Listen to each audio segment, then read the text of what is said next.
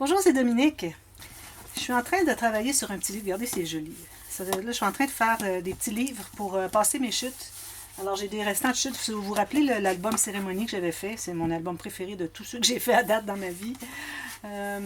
Celui-là, puis le Once Upon a Springtime, le folio aussi, accordéon. Mais bon, j'étais en train de travailler sur ce livre-là et j'ai pas beaucoup de chutes. Alors, je m'étais dit, bon, il faut que je fasse quelque chose de vraiment simple. Alors, j'avais cette feuille qui me restait à peu près entière. C'est parfait, ça va être mon couvert. Et puis, aussi, je voulais pas, parce que je me suis mis une petite tranche, vu que j'ai pas beaucoup de chutes, je ferai pas beaucoup de pages.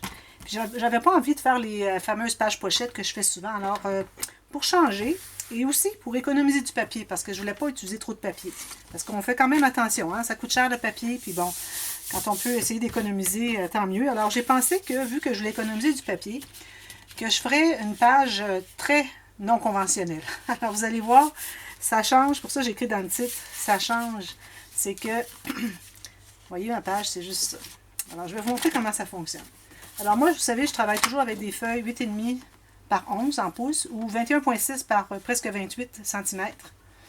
J'ai du papier cartonné 300 grammes et puis faire ça avec du 240, 220 plus, ça va. 300, c'est vraiment beaucoup, mais bon, moi j'aime ça parce que le papier que j'ai est de qualité vraiment excellente et puis il ne craque pas quand je le plie, alors je suis parfait. C'est plus épais, mais ça va aller.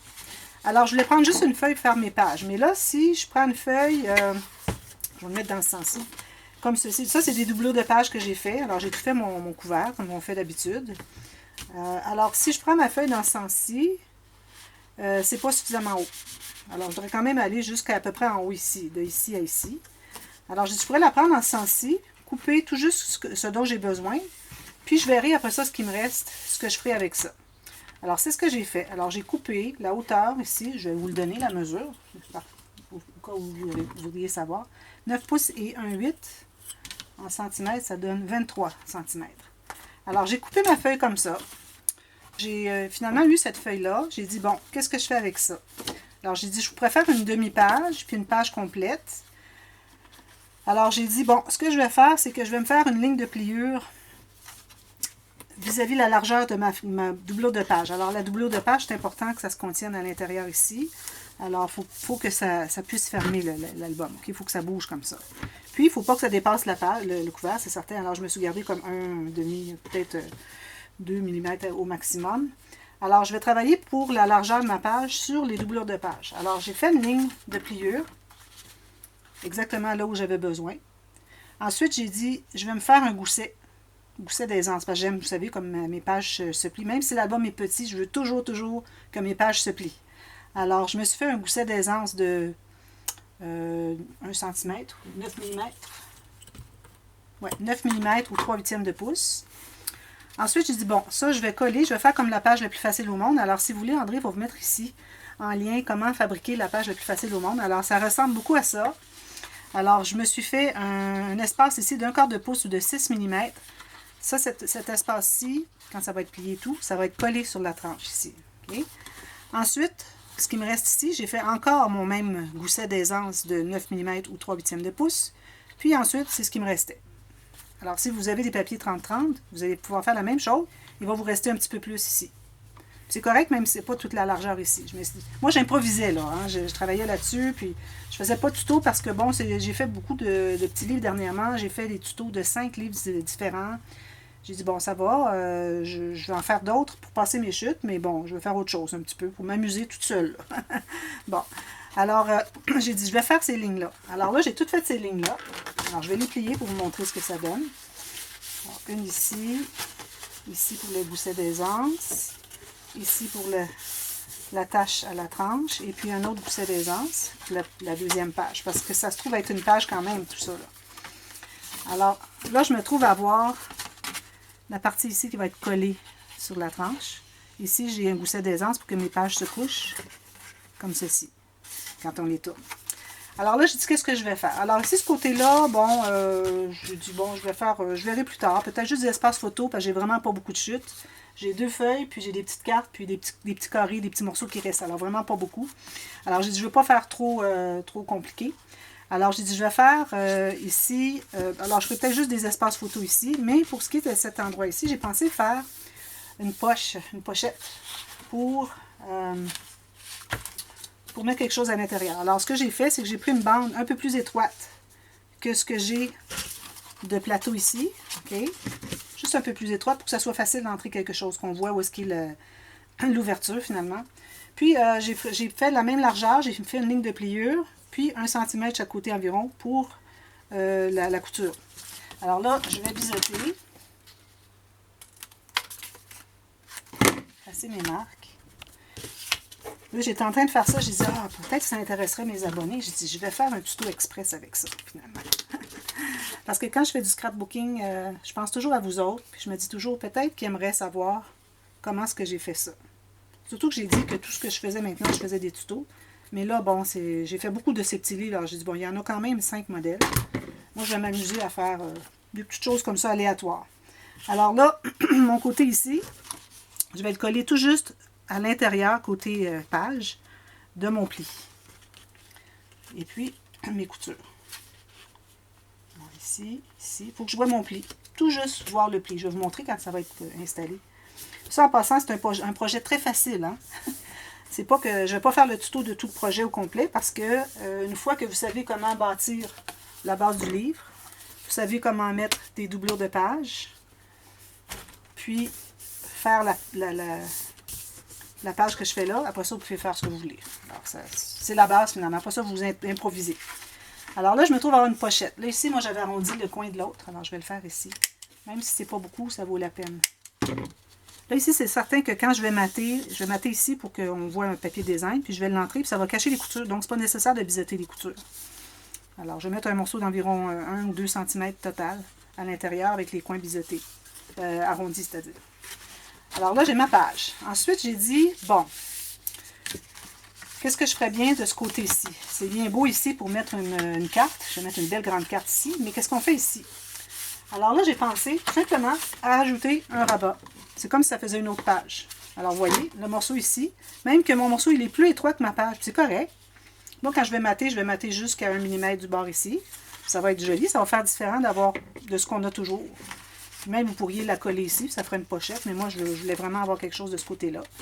Alors, j'ai pris un morceau. Alors là, pour faire les deux, j'ai pris un morceau que j'ai coupé en deux, exactement au centre. Et puis, j'ai fait une ligne de pliure de ce que j'avais, environ une couture, c'est-à-dire 1 cm. Puis ce qui restera, il restera, puis c'est tout. On n'a pas besoin d'avoir une mesure. Pourvu que ça se contienne à l'intérieur de la page. Une fois qu'il va être collé ici, qu'il se contienne à l'intérieur de la page, qui arrive égal ici quand on plie comme ceci. Vous savez, les 3 plis, là, comme ça.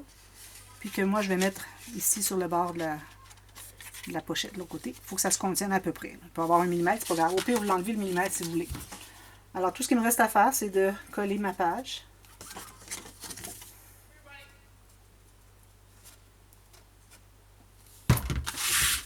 Alors là, je vais le mettre comme ceci, c'est plus facile à travailler. Puis encore là, je vais mettre tout juste sur le pli, l'extérieur du pli.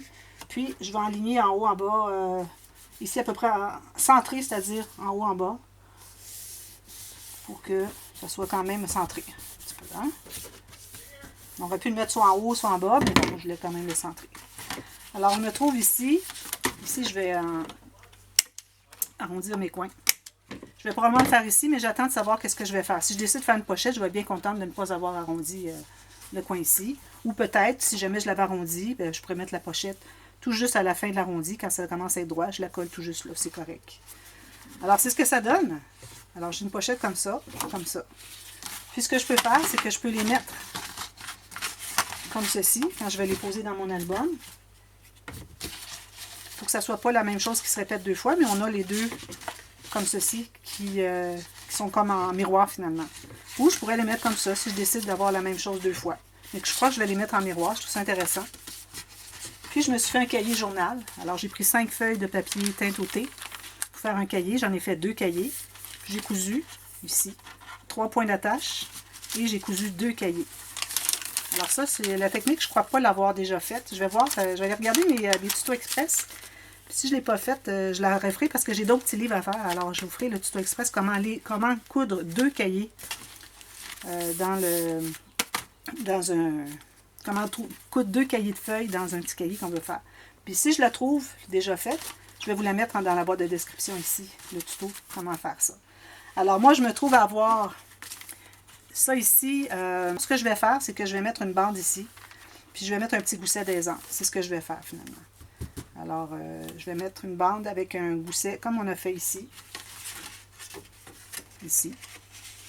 Puis une bande va être collée ici. Il va y avoir un gousset d'aisance pour que le cahier puisse se plier. Alors, il faut que le gousset d'aisance soit un petit peu plus que le cahier ici. Parce qu'on va ajouter des papiers, tout ça. Alors, faut que, ici, si j'ai 6 mm, alors je vais mettre 9 mm pour mon gousset d'aisance.